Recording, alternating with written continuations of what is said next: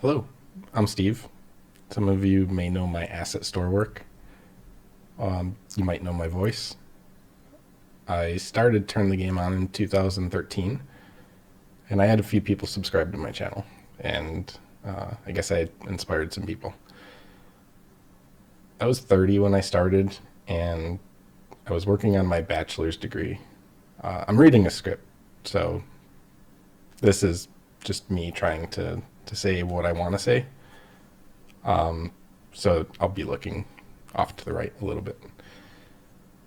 I had no idea what I was doing in life when I started. My dream was always to make video games. So I started learning Unity immediately once I found it. And I was learning JavaScript and C Sharp, and I was trying to figure out how to make those scripts talk to each other. And eventually, C Sharp was the way to go. And I basically work with that now, and that's the only thing that you can use with Unity. I wanted to learn how to make art, but I thought I could never make a game without making art. It was one of those things that was just, I put a barrier in front of me, and I said, if I don't know how to program, I can't make a game. So I actually ended up meeting a very talented and experienced artist who needed a programmer. I met him because he watched one of my tutorials, and he reached out to me and he wanted to trade art for programming. I guess in one of my videos I talked about needing an artist for art. We ended up making a game for Android. It took 6 months. It was called Alien Decimation. It was a space shooter. It looked awesome. It was kind of cool, but it completely failed. Nobody downloaded it. Once we finished, I told him I wanted to work on my own. And this was somebody who's pretty well established out in Hollywood at the time. But I wanted to do my own thing. And I kind of felt like a jerk. He was obviously in a better place in his career than I was. I was still in school, had no idea what I was doing. But I needed to go down my own path. And I ended up making a racing game for Google Play. It was doing well. I had 125,000 downloads in the first few months. And then I changed it. I updated to Unity 5 from Unity 4. I published a new APK, and I broke it. Nobody liked the new version, and I couldn't go back to the old version. And the light mapping in Unity 5 was completely different compared to Unity 4, so I really had I was stuck. I broke it. It was a really hard lesson. After that, I started working on making a template for the racing game because there were so many things that I did that were hard coded, and it was just spaghetti. So I wanted to make it easier to work with. I eventually finished that template, and I published it on the Unity Asset Store, and I was surprised. It was actually pretty popular. Popular enough for me to quit my job as a waiter because I basically was making the same thing on the Unity Asset Store as I was as a waiter. So I quit my job as a waiter, and I started focusing full-time on development. I was still, actually at this time I had graduated. So it was about a year after I'd been done with school, maybe 6 months after I'd been done with school, was when I quit my job. I wasn't making a ton of money, so it was still hard, and I had no idea what I was going to do. My artist friend ended up coming back, and he offered me a job, and I told him no. And he asked me if I was sure. And I said, wait, are you talking about a real job? And Yeah, he basically gave me a job, and what we did was he taught me how to do NDA contract work. So I was working for him. I can't talk in any detail about what I did because of the NDA, but I was working as a Unity programmer, and we were working on an app for a very large corporation. Um, I never expected anything like that when I started my channel. Um, so before I knew it, I was working for an art studio as a Unity developer at a good hourly rate, and no one had ever seen my face. This is actually the first time anybody's seeing me on YouTube. So I obviously work via webcam now, um, but at the time I didn't. So nobody had ever seen me. Nobody knew what I looked like, and he offered me this job. And we created this prototype for a corporation, and like I said, they were very large. And it was something that ended up being shown on stage at E3. So that was a really cool experience to be part of the initial prototype of something that was shown at E3, and also um, it was a large corporation, so that was really cool. I didn't expect to be doing that. Um,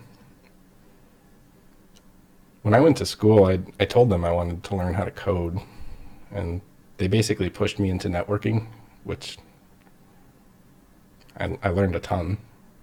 I ended up doing computer networking systems and cybersecurity, and I don't really regret learning all of that. I wish I would have went to an art school, because I'm doing what I wanted to do, which is basically being a developer, working in Unity, making games or software. Um, I just had no confidence in myself at the time. Um,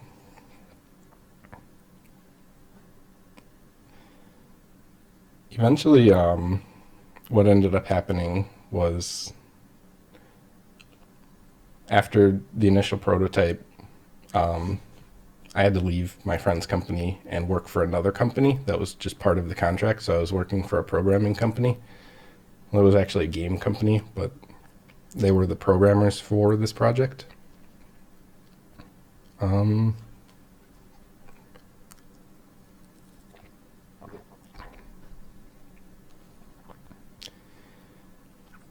and basically, what I did when I was there, Unity was still new, and that's basically how I got the job, because I don't think there were a whole lot of really experienced developers around at that time, and uh, I just happened to be at the right place at the right time and know the right person.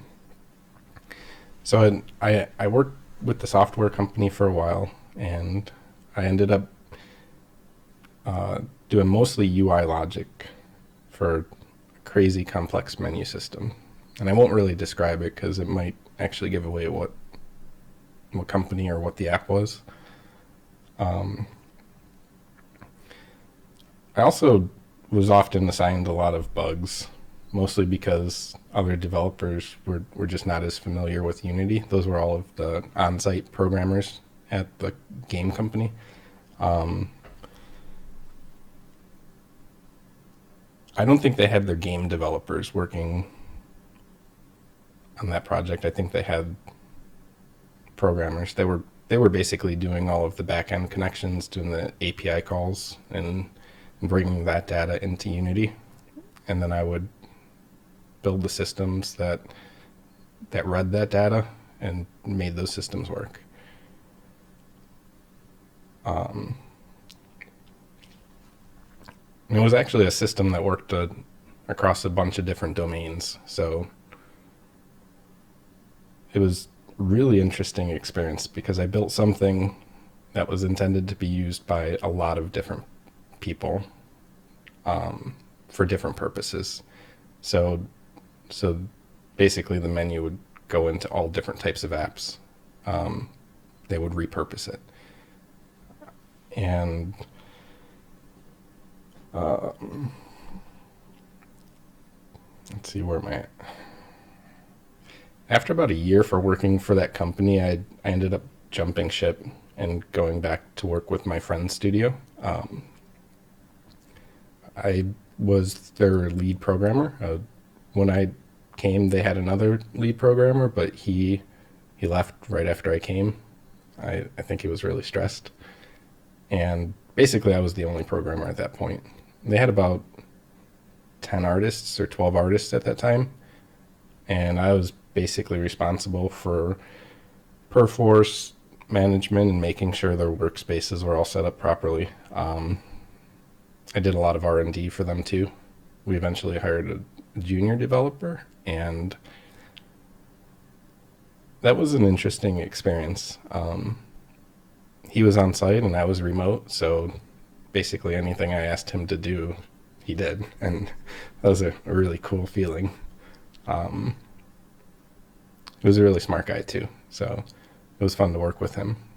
He didn't have a whole lot of Unity experience, but he actually went to school for software development, computer science, which I'm kind of jealous because I wish I could have done that. I should have looked around a little bit more when I was going back to school, but you don't know what you don't know. So basically, I worked for him in his studio for about 2 years, and for the other company for a year. And I've also been working this year for him, and I plan on continuing to work with him. It's a great experience being able to work from home. I am very lucky to have that. So it really allows me to have a lot more time to do some of my own personal projects, which is great. Like what you're looking at here, which is a game that I'm starting. And I'm going to talk about that in a minute. So I basically just finished development of a full remake for my template on the asset store. It's called Arcade Racer Racing Game Development Kit. It has traffic system, like AI cars, a racing system. There's a game template in there. I put a dialogue system in there, timer system, basically all of the underlying systems that you would need to create a game. So the entire time I was working for these different companies, I was building and reiterating over and over again my code base for my template project. Every time I would do something, I would realize something needed to be different. So basically I spent 4 years building this racing project, and I looked at just about anything I could find in the internet to learn from and to reference and to see what other people did and figure out how I can do similar things to make something for myself. And I'm proud of what I built. I think it's cool. I'm not really earning much money from it right now, and I don't really expect to earn a whole lot. I think I set the price a little too high, but at the same time, I'm starting to use that work to build my own game. So I'm okay if people don't buy it, because then I have less competition. So my goal is to make a game for Steam, and it always has been. And I think now there's more marketplaces, so Steam isn't the only option, and making a PC game isn't the only option. But back in 2013, that was it. Like, I really wanted to make a game for Steam. I had no idea what I wanted to make, and I had no idea how to make anything. But now it's time to use my work to actually make a real game. And this is just a scene that I set up that you see in the background. It's just took some props and threw together something to get the feel for the type of game that I want to make. So I grew up in the 90s playing PlayStation 1, PlayStation 2 games, Super Nintendo games. The racing games were some of my favorite. I have a lot of memories just sitting and playing those games. Maybe it was the music that I was listening to that was in the games. I think it was the music, but it was also the games. You had cool cars racing around nighttime. Like, it was awesome. I remember driving around being young and dumb, and I would go to races where I was, and the cops would show up. I never raced, but I saw all the other people. Occasionally, I would, you know, do some stupid stuff with my friends, but anyway, racing was always cool to me, and it's much safer to race in a game than in the real world. And I think that's one of the reasons that I like working on this project. So basically, the game that I'm starting, it's going to be called Midnight Streets, and it'll be a single player racing game, and the idea is to race through open world midnight streets against unexpected rivals. It'll be a fast paced racing game. It's basically just a series of scenes that you'll be in the open world, and you'll go and you'll find stuff and trigger events and race. And there will be different characters in the game that you're going to race against, and it'll just kind of be one of the games that inspired me when I was young that I remember was Midnight Club. And it was just interesting because I felt like I was racing. Like, you would go to all these different cities and whatnot. I don't think that I can create a game to the scale of Midnight Club, but I did a lot of testing with my asset store work, and I was able to create an open world game with a fairly large traffic simulation, and I think Unity has some really cool technology coming soon with the ECS system and jobs and all of that stuff. So basically it'll be a lot more feasible to create large open worlds that are just full of cars and content. So my plan is to go that route.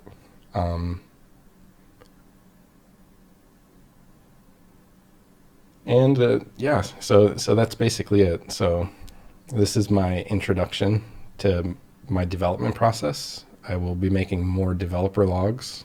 I wanted to introduce myself and the project that I'm starting to work on. And, if anybody has any questions or comments, go for it, and I'll try to respond to them all. I'll give you a quick preview of what I've worked on. I've spent about just a week prototyping some stuff. So I have two different projects. The one in the background is I was basically building out the menu system and the initial prototype flow. And in another project I have, this is much heavier. I have tons of assets in here and building large open world. So I separated it into two projects so I could, as I'm doing the actual prototype for the game flow over here, I'm not experiencing like wait times when I'm loading or anything like that. So this is a map I built. It's actually really huge. So far I'm using Gaia, and I'm using I used Gaia to do the stamp, and to do this road network I used Road Architect. And I don't know how big I'm going to make the game. I'll actually go into play mode really quick and just give you a preview of what it looks like. Now, this is all totally just thrown together. This is nothing, it's really nothing right now. So I really just wanted to get a feel for what I was building and kind of make sure that I can, just build out what I want to build out. So I want to build out, I'm getting frame drops for some reason. But I want to build out a road network, and I'm going to stop play mode because for some reason it seems to have issues. But anyway, I just wanted to make sure that I can do what I wanted to do, which is basically I have the tools to build the environment, which is kind of what you see here. I have a pretty big road structure system. I have some bridges and landscape.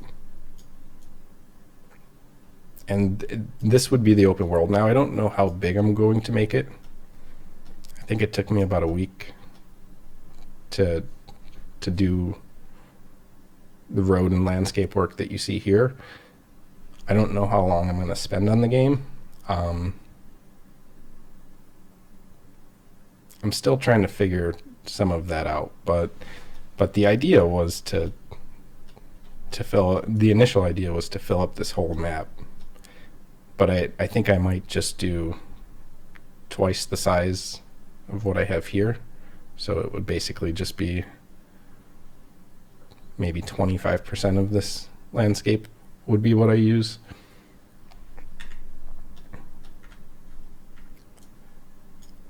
And yeah, I was checking out Seascape. That's what I used for these buildings. That's a really cool city system. And I'm going to use the physics from my Arcade Racer template. I've basically been iterating on that car controller, and I've come to really like it. I know there's some cool physics controllers on the asset store, and I could totally just grab them and put them in here and use that too. But I want to use what I built, so I'm going to go that route. And basically, I'm just going to really try to build this up and polish it up and try to achieve an aesthetic similar to what you see here, and create a linear, well, it won't really be linear because it's open world, but it'll be a story-driven racing game, so it will happen in a linear fashion, but you'll be allowed to explore the open world. I remember the original Need for Speed Underground, I think it was an awesome game, and once you finished it, you never could do anything else. Like that was it. If I remember right, I might be completely wrong, but I don't think that they had open world. And when I was a kid, I was like, what the heck? I beat the game. I want to keep playing it though. Like, why can't I go back to some of these cities, or why can't I just drive around and do some cool stuff? So that's what I'm going to do, and this is my game, and it'll probably be something that I spend the next year or two on. I hope it's not 2 years, but I would really like to finish this in a year. I have most of the programming done with the Arcade Racer game kit, but I'm going to be building all of the menus from scratch and all of the game content. So I'm not actually using the game template from my Arcade Racer kit. I'm using the systems that are included. So the AI cars, the traffic system, the racing system. And my plan is to just grab all of those and basically customize them for the way that I need them to be for this game. And yeah, so I don't know when the next video will be, but when I have more content to show, there will be another video. So if anybody has any questions or comments, I'd love to hear them. But if you're still listening right now, thanks for watching. And if you were subscribed when I started and you were one of the people that encouraged me, thank you very much for that. If you provided me feedback, you're awesome. Thank you. Anyway, that's it. See you guys later.